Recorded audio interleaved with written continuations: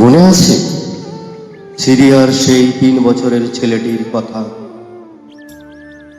বোমায় ক্ষত বিক্ষত শরীর নিয়ে মরে যাবার আগে যে বলেছিল, আমি ঈশ্বরকে সব বলে দেব। সে হয়তো ঈশ্বরকে সব বলে দিয়েছে, হয়তো বলে দিয়েছে আমাদের পৈশাচিকতার কথা, আমাদের লোভের কথা, আমাদের অসভ্যতার কথা,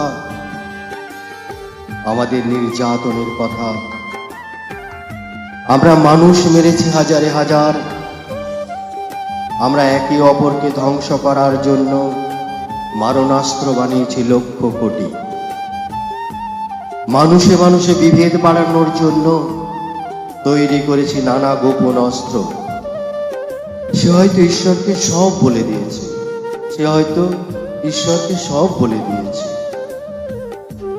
বলেছে সেই পাখিটির কথা যে আর আকাশে ওড়ে না, বলেছে সেই আকাশের কথা যে একদিন নীল ছিল,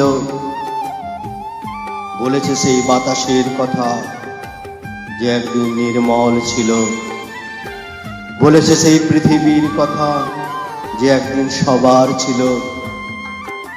এই সবার পৃথিবীকে আমরা ভাগ করেছি ইচ্ছা মতো, ধর্মের নামে, দেশের নামে, ভাষার নামে।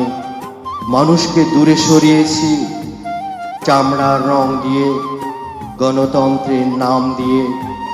কেটে টুকরো করেছি আমাদের। সাগর পাড়ে পড়ে থাকা অ্যালান কুর্দি, কাঁটাতারে ঝুলতে থাকা ফেলানি হয়তো সব বলে দিয়েছে ঈশ্বরকে। ঈশ্বর তার পৃথিবী ফেরত চেয়েছেন এবার। তিনি হয়তো শুনেছেন সব অভিযোগ, তিনি হয়তো শুনেছেন প্রকৃতির আর্তনাদ, তিনি হয়তো শুনেছেন সেই পাখিটির কান্না।